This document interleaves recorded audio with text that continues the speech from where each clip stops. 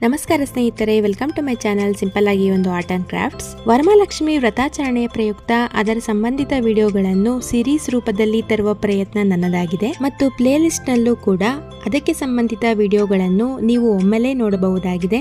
ಎಂದಿನಂತೆ ಸಹಕಾರ ಮತ್ತು ಬೆಂಬಲ ನೀಡಿ ಎಂದು ಕೇಳಿಕೊಳ್ಳುತ್ತಿದ್ದೇನೆ.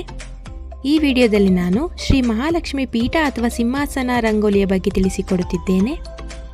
ಮೊದಲಿಗೆ ಈ ರಂಗೋಲಿಯನ್ನು ಬಿಡಿಸಲು 7 ಚುಕ್ಕಿಗಳನ್ನು ಅಡ್ಡಲಾಗಿ 3 ಸಾಲುಗಳಲ್ಲಿ ಇಟ್ಟುಕೊಳ್ಳಬೇಕು. ನಂತರ ಆ ಚುಕ್ಕಿಯ ಮೇಲ್ಭಾಗ ಮತ್ತು ಕೆಳಭಾಗದಲ್ಲಿ ತಲಾ 5 ಚುಕ್ಕಿಗಳನ್ನು 2 ಸಾಲುಗಳಲ್ಲಿ ಇಟ್ಟುಕೊಳ್ಳಬೇಕು. ಬಳಿಕ ಮೇಲಿನ ಸಾಲಿನ 2ನೇ ಚುಕ್ಕಿಯಿಂದ ಕೆಳಗಿನ ಚುಕ್ಕಿಯವರೆಗೂ ಒಂದು ನೇರವಾದ ಗೆರೆಯನ್ನು ಎಳೆದು, ಅದೇ ರೀತಿ 4ನೇ ಚುಕ್ಕಿಯಿಂದ ಕೆಳಗಿನವರೆಗೂ ನೇರವಾದ ಗೆರೆಯನ್ನು ಎಳೆಯಬೇಕು. ಬಳಿಕ ಎಡಭಾಗವಿರುವ 3 ಚುಕ್ಕಿಗಳಲ್ಲಿ ಮಧ್ಯದ ಚುಕ್ಕಿಯನ್ನು ಬಿಟ್ಟು 1 ಮತ್ತು 3ನೇ ಚುಕ್ಕಿಯಿಂದ ಅಡ್ಡಲಾದ 2 ಗೆರೆಗಳನ್ನು ಎಳೆಯಬೇಕು. ನಂತರ ಮೇಲ್ಭಾಗವಿರುವ ಮೊದಲ ಚುಕ್ಕಿ ಮತ್ತು 5ನೇ ಚುಕ್ಕಿಯಿಂದ 2 ನೇರವಾದ ಗೆರೆಗಳನ್ನು ಎಳೆಯಬೇಕು. ಬಳಿಕ ರಂಗೋಲಿಯ ಎಡಭಾಗ ಮತ್ತು ಬಲಭಾಗ ಈ ರೀತಿ 2 ನೇರವಾದ ಗೆರೆಗಳನ್ನು ಎಳೆದು ಮೇಲಿನಿಂದ 2ನೇ ಸಾಲು ಮತ್ತು ಕೆಳಗಿನಿಂದ 2ನೇ ಸಾಲುಗಳಲ್ಲಿ ಅಡ್ಡಲಾದ 2 ಗೆರೆಗಳನ್ನು ಎಳೆದು ಆಯತಾಕಾರದ ರೀತಿ ಬರುವಂತೆ ಬರೆಯಬೇಕು. ನಂತರ ಮೇಲಿನ ಮತ್ತು ಕೆಳಗಿನ 4 ಗೆರೆಗಳಿಗೆ ಅಡ್ಡಲಾದ ಗೆರೆಗಳನ್ನು ಮೇಲೆ ಮತ್ತು ಕೆಳಗೆ ಬರೆಯಬೇಕು. ಬಳಿಕ 4 ಗೆರೆಗಳ ಮಧ್ಯೆ ಒಂದೊಂದು ಪುಟ್ಟ ಗೆರೆಯನ್ನು ರಂಗೋಲಿಯ ಸುತ್ತಲೂ 4 ಕಡೆಗಳಲ್ಲೂ ಬರೆಯಬೇಕು. ಬಳಿಕ ಆ ಗೆರೆಗಳನ್ನು ಪರಸ್ಪರ ಡೈಮಂಡ್ ಆಕಾರದಲ್ಲಿ ಈ ರೀತಿಯಾಗಿ ಸೇರಿಸಬೇಕು. ಈ ರಂಗೋಲಿಯಲ್ಲಿ ಮುಂದೆ ಎಳೆಯುವ ಗೆರೆಗಳನ್ನು ಸುಲಭವಾಗಿ ತಿಳಿಸುವ ಕಾರಣದಿಂದ ಮೊದಲು ಬಣ್ಣವನ್ನು ಫಿಲ್ ಮಾಡಿ ತೋರಿಸುತ್ತಿದ್ದೇನೆ. ನಾನಿಲ್ಲಿ ಪಿಂಕ್ ಮತ್ತು ಬ್ಲೂ ಕಲರ್ ಅನ್ನು ಆಲ್ಟರ್ನೇಟಿವ್ ಆಗಿ ಫಿಲ್ ಮಾಡುತ್ತಿದ್ದೇನೆ. ರಂಗೋಲಿಯ ಸುತ್ತಲೂ ಹೊರಗಿರುವ 4 ಚೌಕಗಳಿಗೆ ಮೊದಲು ಮತ್ತು 4ನೇ ಚೌಕಕ್ಕೆ ಪಿಂಕ್ ಕಲರ್, 2 ಮತ್ತು 3ನೇ ಚೌಕಕ್ಕೆ ಬ್ಲೂ ಕಲರ್ನಂತೆ ಒಳಗಿರುವ 4 ಚೌಕಗಳಿಗೆ 1 ಮತ್ತು 4ನೇ ಚೌಕಕ್ಕೆ ಬ್ಲೂ ಕಲರ್, 2 ಮತ್ತು 3ನೇ ಚೌಕಕ್ಕೆ ಪಿಂಕ್ ಕಲರ್ ಬಳಕೆ ಮಾಡಿದ್ದೇನೆ.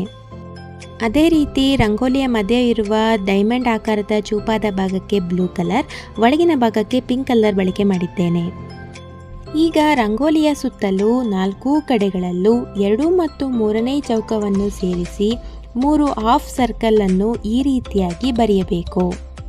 ಬಳಿಕ 3ನೇ ಚೌಕದಲ್ಲಿ ಹಾಫ್ ಸರ್ಕಲ್ನ 2 ಗೆರೆಗಳನ್ನು ಸೇರಿಸಿಕೊಂಡು 2 ನೇರವಾದ ಗೆರೆಗಳನ್ನು ಎಳೆಯಬೇಕು. ನಂತರ 2ನೇ ಚೌಕದಲ್ಲಿ 2 ಅಡ್ಡಗೆರೆಗಳನ್ನು ಎಳೆದು ಮೊದಲ ಚೌಕದಲ್ಲಿ ಆ 2 ಗೆರೆಗಳನ್ನು ಸೇರಿಸಿಕೊಂಡು ಅಡ್ಡಲಾಗಿ ತಂದು 2 ನೇರವಾದ ಗೆರೆಗಳನ್ನು ಬರೆಯಬೇಕು. ನಂತರ 4ನೇ ಚೌಕದ ಒಳಗೆ 2 ಅಡ್ಡಗೆರೆ ಮತ್ತು 2 ನೇರವಾದ ಗೆರೆಗಳನ್ನು ಬರೆಯಬೇಕು. ಬಳಿಕ ಡೈಮಂಡ್ ಶೇಪ್ನ ಎಡಭಾಗವಿರುವ 2ನೇ ಸಾಲಿನ 3 ಚೌಕಗಳಲ್ಲಿ 3ನೇ ಚೌಕದಲ್ಲಿ 2 ಕ್ರಾಸ್ ಆದ ಗೆರೆಗಳನ್ನು ಬರೆದು 2ನೇ ಮತ್ತು 1ನೇ ಚೌಕಕ್ಕೆ ಹೊಂದಿಕೊಂಡಂತೆ ಅಡ್ಡಗೆರೆಗಳನ್ನು ಬರೆದು ನಂತರ ಕೆಳಮುಖವಾಗಿ ಸೇರಿಸಬೇಕು. ನಂತರ ಬಲಭಾಗ ಮೊದಲ ಚೌಕದಲ್ಲಿ 2 ಕ್ರಾಸ್ ಲೈನ್ಗಳನ್ನು ಬರೆದು 2ನೇ ಚೌಕದಲ್ಲಿ ಮೇಲಿನ ಚೌಕದ 2 ಗೆರೆಗಳಿಗೆ ಹೊಂದಿಕೊಂಡಂತೆ 2 ನೇರವಾದ ಗೆರೆಗಳನ್ನು ಬರೆದು 3ನೇ ಚೌಕದಲ್ಲಿ 2 ಅಡ್ಡಗೆರೆಗಳನ್ನು ಬರೆದು ಕೆಳಮುಖವಾಗಿ ಬಿಡಬೇಕು. ನಂತರ 3ನೇ ಸಾಲಿನಲ್ಲಿ ಎಡಭಾಗವಿರುವ 2 ಚೌಕಗಳಲ್ಲಿ 2ನೇ ಚೌಕದಿಂದ 2 ಕ್ರಾಸ್ ಲೈನ್ಗಳನ್ನು ತಂದು ಹೊರಗಿರುವ ಹಾಫ್ ಸರ್ಕಲ್ನ 2 ಗೆರೆಗಳಿಗೆ ಸೇರಿಸಬೇಕು. ಬಲಭಾಗದ 2ನೇ ಚೌಕದಲ್ಲಿ ಮೇಲಿನ ಗೆರೆಗೆ ಸೇರಿಸಿ 2 ನೇರ ಗೆರೆಗಳನ್ನು, 1ನೇ ಚೌಕದಲ್ಲಿ 2 ಕ್ರಾಸ್ ಲೈನ್ಗಳನ್ನು ಬರೆಯಬೇಕು. ನಂತರ 4ನೇ ಸಾಲಿನಲ್ಲಿನ ಮೊದಲ ಚೌಕದಿಂದ 2 ನೇರವಾದ ಗೆರೆಗಳನ್ನು 5ನೇ ಸಾಲಿನ ಮೊದಲ ಚೌಕಕ್ಕೆ ನೇರವಾಗಿ ತಂದು 2 ಅಡ್ಡಲಾದ ಗೆರೆಗಳನ್ನು ಬರೆಯಬೇಕು. ಅದೇ ರೀತಿ 4ನೇ ಸಾಲಿನ 2ನೇ ಚೌಕದಿಂದ 2 ಕ್ರಾಸ್ ಲೈನ್ಗಳನ್ನು 6ನೇ ಸಾಲಿನ ಮೊದಲ ಚೌಕಕ್ಕೆ ನೇರವಾಗಿ ತಂದು 2 ಅಡ್ಡಗೆರೆಗಳನ್ನು ಬರೆಯಬೇಕು. ಅದೇ ರೀತಿ ಡೈಮಂಡ್ ಶೇಪ್ನ ಕೆಳಗೆ ಎಡಭಾಗವಿರುವ 3ನೇ ಚೌಕದಿಂದ 2 ಕ್ರಾಸ್ ಲೈನ್ಗಳನ್ನು ಕೆಳಗಿರುವ ಹಾಫ್ ಸರ್ಕಲ್ನ ಗೆರೆಗಳಿಗೆ ಸೇರಿಸಬೇಕು.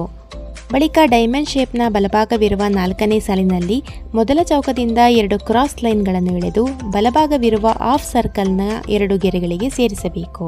ನಂತರ ಅದರ ಕೆಳಗಿನ ಸಾಲಿನಲ್ಲಿರುವ ಮೊದಲ ಚೌಕದಿಂದ 2 ಕ್ರಾಸ್ ಲೈನ್ಗಳನ್ನು 3ನೇ ಚೌಕದವರೆಗೂ ಅಡ್ಡಲಾಗಿ ಎಳೆದು ಮೇಲ್ಮುಖವಾಗಿ 2 ನೇರವಾದ ಗೆರೆಗಳನ್ನು ಬರೆಯಬೇಕು. ಕೊನೆಯದಾಗಿ ಕೆಳಗಿನ ಸಾಲಿನಲ್ಲಿ 3ನೇ ಚೌಕದಿಂದ 2 ಅಡ್ಡಗೆರೆಗಳನ್ನು 4ನೇ ಚೌಕಕ್ಕೆ ತಂದು ಮೇಲ್ಮುಖವಾಗಿ ಸೇರಿಸಬೇಕು. ಕೊನೆಯದಾಗಿ ರಂಗೋಲಿಯ ಮಧ್ಯೆ ಒಂದು ಪದ್ಮವನ್ನು ಬರೆದು ಸುತ್ತಲಿರುವ ಹಾಫ್ ಸರ್ಕಲ್ಗಳನ್ನು ಬಣ್ಣದಿಂದ ಫಿಲ್ ಮಾಡಿ ರಂಗೋಲಿಯ ಸುತ್ತಲೂ 8 ಕಡೆಗಳಲ್ಲೂ ಶ್ರೀಕಾರವನ್ನು ಬರೆದರೆ ನಮ್ಮ ಶ್ರೀ ಮಹಾಲಕ್ಷ್ಮಿ ಪೀಠ ಅಥವಾ ಸಿಂಹಾಸನ ರಂಗೋಲಿಯು ಈ ರೀತಿಯಾಗಿ ಕಾಣುತ್ತದೆ. ಈ ರಂಗೋಲಿಯನ್ನು ಯಾವ ದಿಕ್ಕಿನಲ್ಲಾದರೂ ಅಥವಾ ಉಲ್ಟವಾಗಿ ನೋಡಿದರೂ ಎಳೆಗಳು ಒಂದೇ ರೀತಿಯಾಗಿ ಕಾಣುತ್ತದೆ ಮತ್ತು ಎಳೆಗಳು ಸಾಮ್ಯತೆಯನ್ನು ಹೊಂದಿರುವುದೇ ಇದರ ವಿಶೇಷ. ಶ್ರೀ ಎಂಬುದು ಸಿರಿ ಪದದ ತತ್ಸಮ ರೂಪವಾಗಿದ್ದು, ಸಿರಿ ಎಂದರೆ ಸಂಪತ್ತು ಐಶ್ವರ್ಯದ ರೂಪಕವಾಗಿದ್ದು, ಲಕ್ಷ್ಮಿಯು ಅದರ ಅಧಿದೇವತೆಯಾಗಿರುವುದರಿಂದ ಶ್ರೀಕಾರವನ್ನು ಬರೆಯಬೇಕು. ಅಲ್ಲದೆ ಈ ರಂಗೋಲಿಯನ್ನು ಶ್ರೀ ಲಕ್ಷ್ಮಿಯನ್ನು ಪ್ರತಿಷ್ಠಾಪಿಸುವ ಸ್ಥಳದಲ್ಲಿ ಬರೆದರೆ ಒಳಿತು.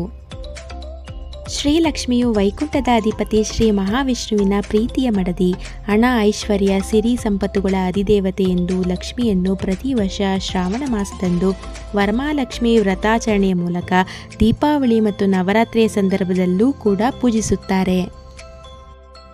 ಎಲ್ಲರಿಗೂ ಶ್ರೀ ಮಹಾಲಕ್ಷ್ಮಿಯು ಒಳಿತನ್ನು ಮಾಡಲಿ ಎಂದು ಪ್ರಾರ್ಥಿಸುತ್ತಾ, ಈ ನನ್ನ ಪ್ರಯತ್ನ ಮತ್ತು ಆಶಯ ನಿಮಗೆ ಇಷ್ಟವಾಗಿದ್ದಲ್ಲಿ ಪ್ಲೀಸ್ ನನ್ನ ಚಾನಲನ್ನು ಸಬ್ಸ್ಕ್ರೈಬ್ ಮಾಡಿ, ಲೈಕ್ ಮಾಡಿ, ಶೇರ್ ಮಾಡಿ. ವಿಡಿಯೋ ನೋಡಿದ್ದಕ್ಕಾಗಿ ಧನ್ಯವಾದಗಳು.